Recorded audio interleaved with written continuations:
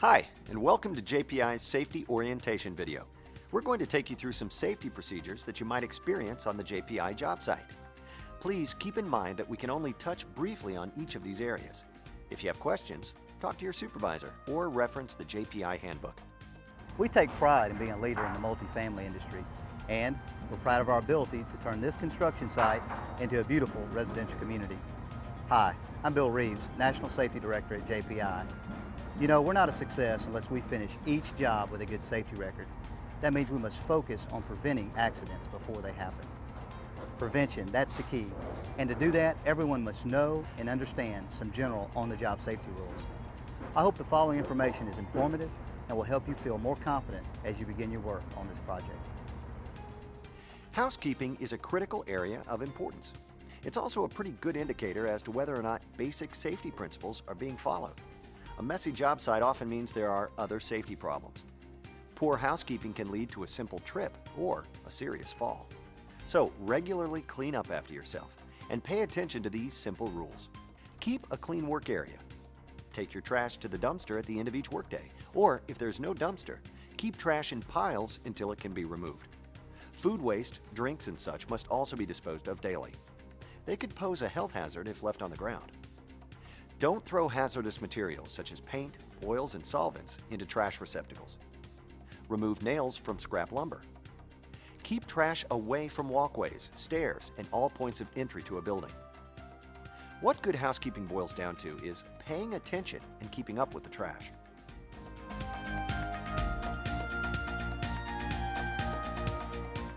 Well, let's start with equipment that you need every day, like a hard hat, which is to be worn at all times while on the job site. Good work boots are also required. Tennis shoes or soft-soled shoes are not acceptable.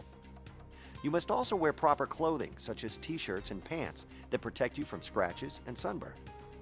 Think about the situations you'll encounter during the day and dress accordingly. You may also need some special equipment at times to protect yourself from specific hazards. For example, you'll need respiratory protection for activities such as asbestos removal, cutting fiber cement board or sheetrock, or even painting.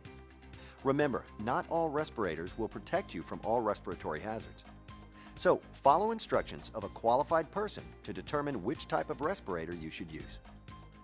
Eye protection is also important.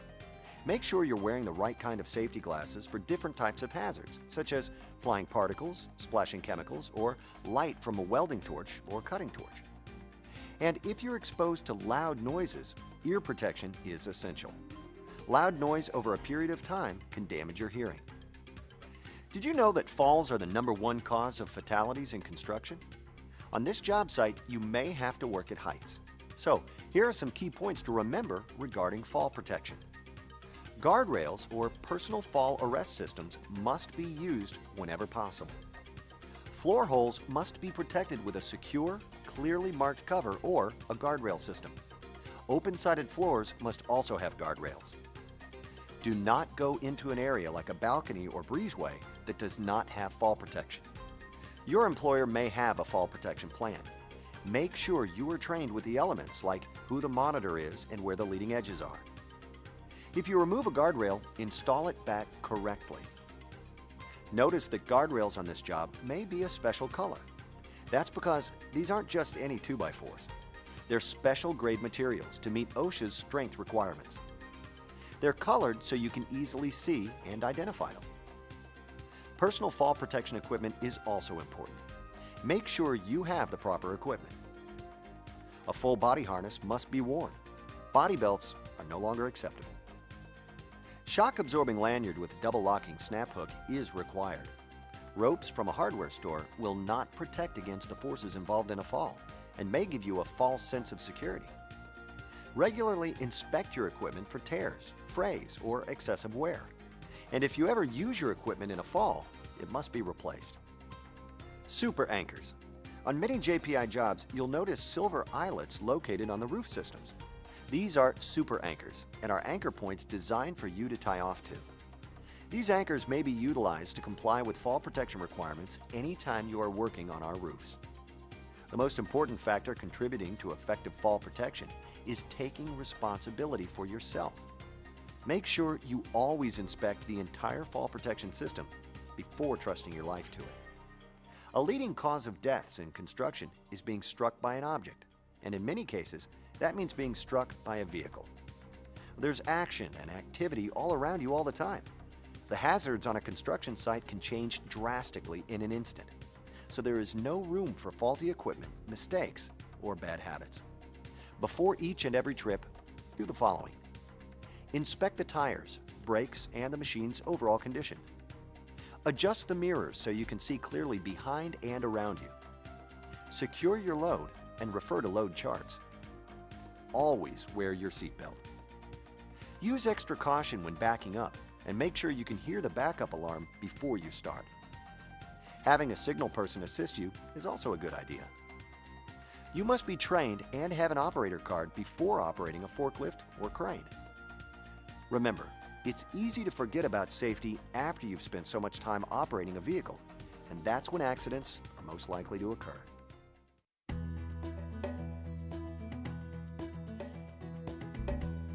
Another leading cause of fatalities in construction is being caught in a cave-in. So trenching and excavations can pose some significant risks. Here are some critical rules to follow. If the trench is 5 feet deep or deeper, you must be protected from cave-ins by a protective system, such as sloping, benching, or using trench shields.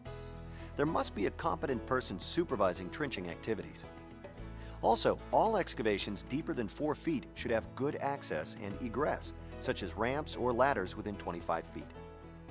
Weather or temperature can cause soil to shift, so reevaluate the soil in and around a trench or excavation before each work shift. Vibrations from traffic can also cause cave-in, so be mindful of excavation. If you witness a cave-in, don't go into the trench or excavation, even to rescue a coworker. Call many would-be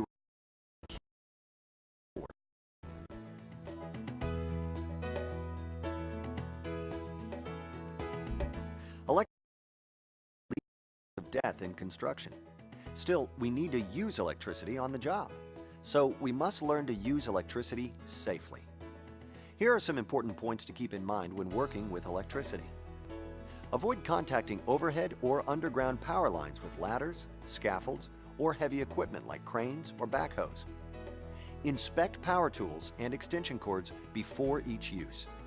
Make sure ground prongs are present and cords are not cut or damaged. Never let the power tool or cord get wet, and be sure you're not standing in water while using a power tool. Ground fault circuit interrupters are designed to help protect you from accidental shock.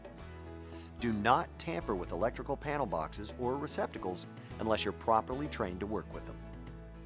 If an electrical accident should occur, stay away from the source of the electricity until it is de-energized. While we can usually see many potential hazards, there are also those out there that we can't see, like electricity.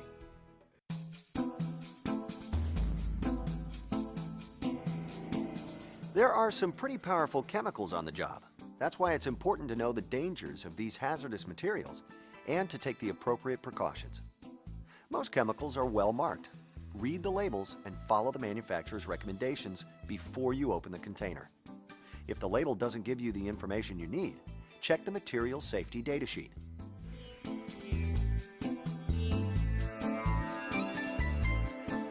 Material handling is a major part of a construction job, so much that it's easy to get casual in our work habits. Well, here are simple guidelines. Ignoring them could cause you to suffer an unnecessary injury. Never lift anything that is too heavy or awkward. Get help.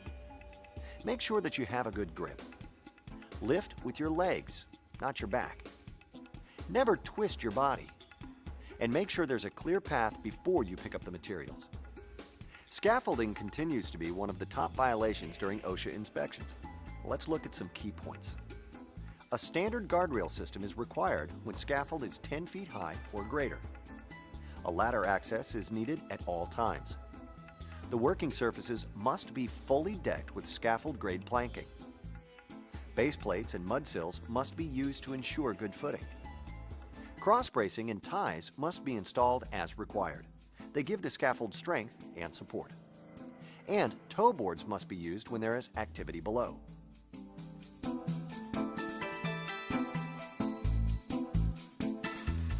Finally, we need to talk about substance abuse or alcohol and drugs on the job. If you think you, or anyone else on the site, has a problem with substance abuse, talk to your supervisor or notify a JPI team member. We want to ensure that the situation is addressed and everyone has the opportunity to work in a safe environment. Well, thanks for your time and careful attention to these important matters.